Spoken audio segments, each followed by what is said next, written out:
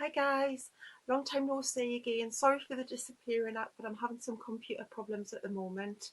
I'm hopefully going to get them sorted out this week. So I'll get this video up and then hopefully get the computer fixed, and then we'll be back making proper YouTube videos again. So I've just decided to do a quick products I'm loving right now video. Another apology, sorry for the lighting. The sun keeps going in and out and I can't quite decide what it's going to do today. So if I suddenly go from bright to dark, then you'll know why I can't do anything about the light. I'm actually working on a better filament position than this because, as I say, the lighting's a bit iffy at times. But yeah, anyway, products I'm loving right now. I haven't done much favourites videos this year. So I just thought I'd do a quick summary of things that I'm loving right now through March and April. Quite a bit, most of it's makeup if I'm being honest, but we'll start off with the non-makeup things. First of all, something I got for Christmas, the Essie Apricot Cuticle Oil. As you can see, it's been very well used because my nails at the moment are horrific. They are so dry. I haven't been very well, so I don't know whether it's that or medication change, but yeah, they're really bad. And I have to say, this is probably the only thing that's actually helped me at the moment. It smells gorgeous. It's just, I'll just put a little bit on my thumbnail. Please ignore the horrible state of my nails. But yeah, I don't know how well you can see that. I don't know if it's focusing. But just basically, it's a cuticle oil. Put it on your nails, massage it in. I'm trying to do it at least twice a day at the moment, and it is helping to some degree. This hand's worse, but it's helping, and it smells nice. It smells really. It smells. It initially hits of something else, but then actually you can start to smell the apricot through. I'm a huge fan of OPI Avaplex, but I'm really actually liking this at the moment, and this is a potential repurchase for me. Liking this a lot. Next up is another non-makeup product, and it is fragrance. It's something I got for Christmas, and it's one of the fragrances that I've bought lately from Scratch and Sniffs in magazines. Now, the scent strips. I often think that they can be a bit misleading because you smell the fragrance, and sometimes it smells the fragrance as it would be when it's dried down, so you get sort of the base notes and so on. Whereas when you actually spray the perfume, you get the top notes first. I actually bought a little sample vial of this on eBay before I asked for it for Christmas. And when I first sprayed it, I thought this smells nothing like the scent strip in the magazine. But after, say, 10 minutes, it actually does smell like exactly like the magazine. And the fragrance is a Givenchy Dahlia Noir. Givenchy Black Dahlia, basically. And I love this. I know this is proven to be a little bit controversial. Some people like it, some people really don't. And I know there's a new version of it out, but I actually love this. I've used that much since Christmas, and considering how many perfumes I actually have on the go, that's pretty good. I would almost say this is nearly up there with Acqua di Gio of my favourite perfumes of all time. I love this. I've got it on at the moment, and in fact I think I'll put a bit more. It smells almost a bit musky, and then it goes fruity, and then it goes down to a floral, quite sensual floral in my opinion, or the way it does on me anyway. But yeah, it's fresh. It's spring-like. It's very spring-like, but it's got a touch of, as I say, the musk element, which would make it nice for evenings. But loving that. Right, the rest of the items are makeup. I'll start off with some lip colours that I've been loving at the moment. And these are the Bourjois Rouge editions. Now, everyone else seems to have gone for different colours to make brighter colours, but I'm a creature of habit. Ugh, cat hair. Worst thing about cats is you get cat hair and they stick to your lips and everything. Never mind. In fact, there's even one stuck to my lipstick. Right, anyway, Bourjois Rouge editions. A lot of hype about these, and rightly so. They are absolutely amazing. I love these so much. Now I've got hair attached to my hands. My hair's dropping out, I think. Anyway, so the two shades I've got are Beige Tranche. That's number 2. That's what it looks like. And I'll do a little, I'll do one back of my hand. So that's Beige Tranche. It's sort of a nudie, very neutral pink. That's the one I'm actually wearing at the moment. So yeah, that one. And I also have this one, which is 04 Rose Tweed. And this one, it looks like this one's just a bit more pink, basically neutral pink. And I'll swatch that one next to that one. There's not too much difference. That's Beige Tranche and that's Rose Tweed, but you can hopefully see the difference. But I mean, hopefully you can see the texture as well. I mean, these are just ridiculously creamy, but they do actually last.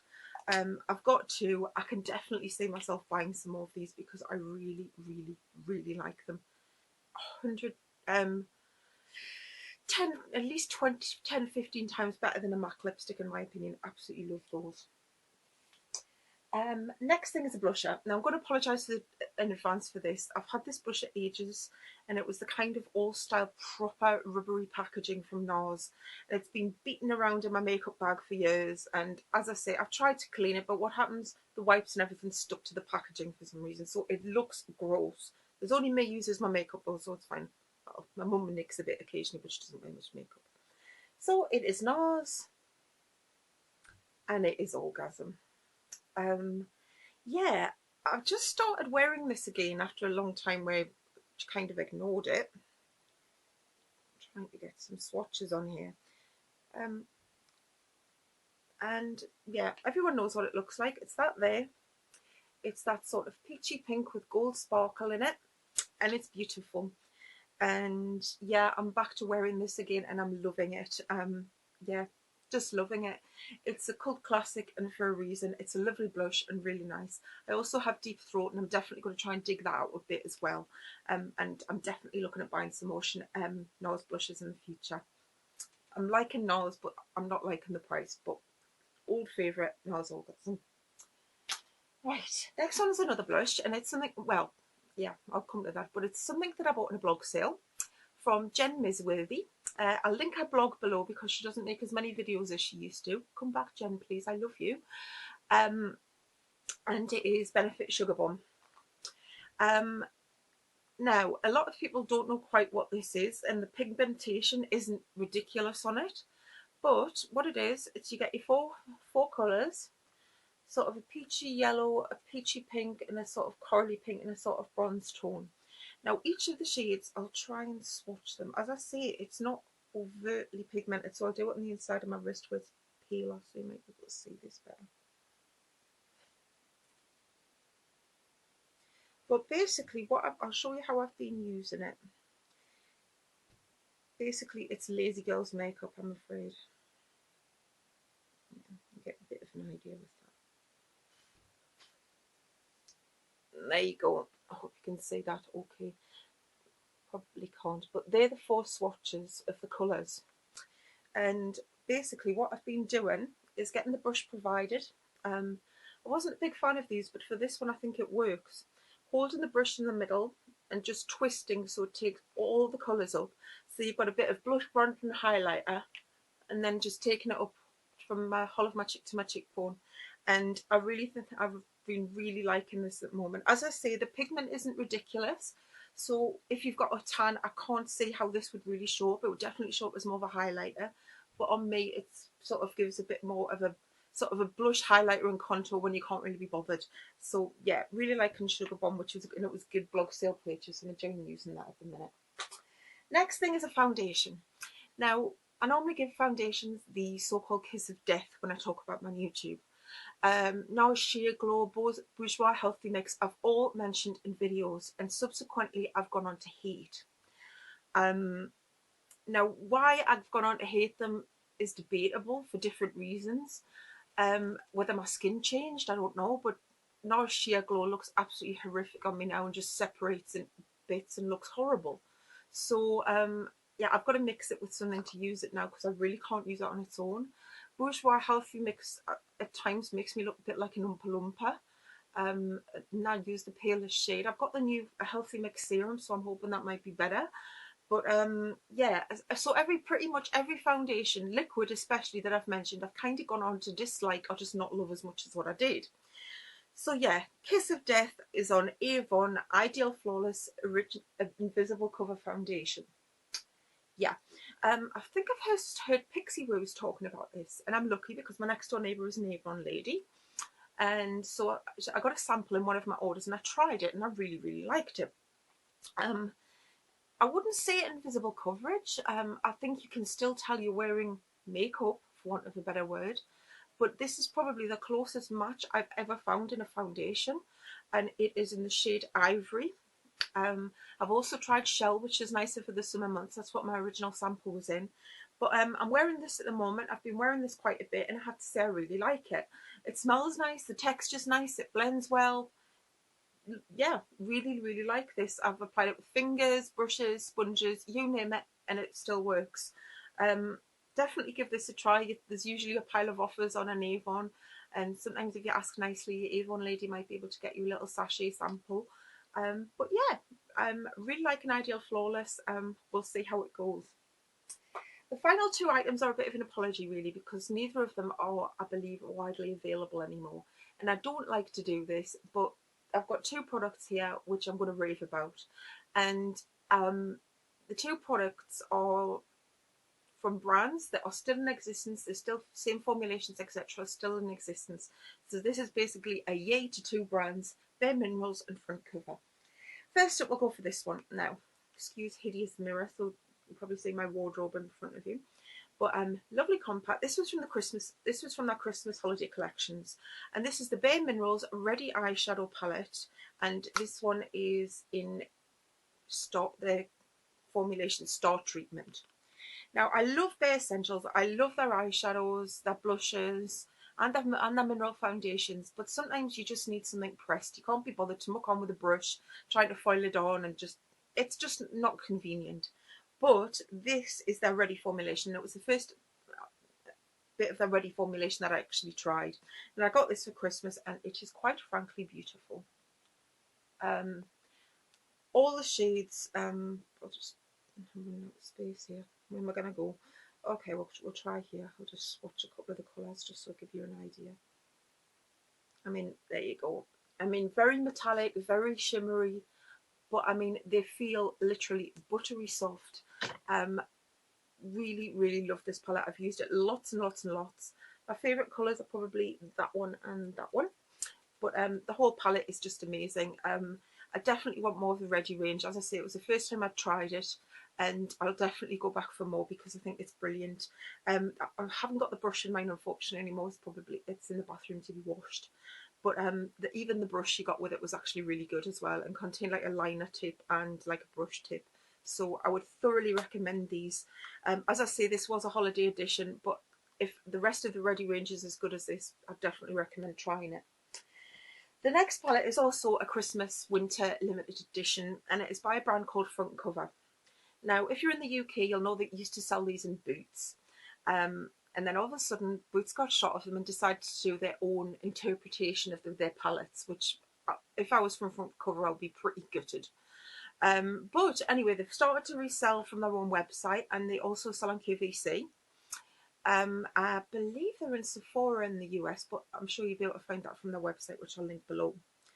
And they do basically compact palettes, and they do those pretty seasonally. You get every like autumn, spring, summer. They'll introduce new palettes. So this is from here somewhere. This is from their autumn winter collection anyway. I know that for a fact. And I got for Christmas.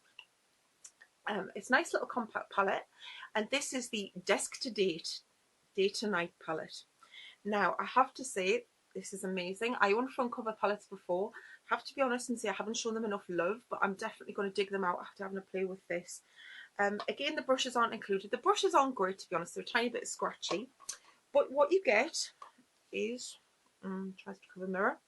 You get 10 baked eyeshadows, which you can use wet or dry. Just a sample of the pigmentation.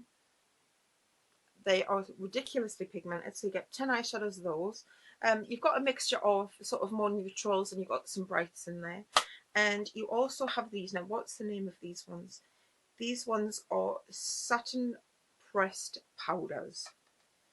Now, I have to be...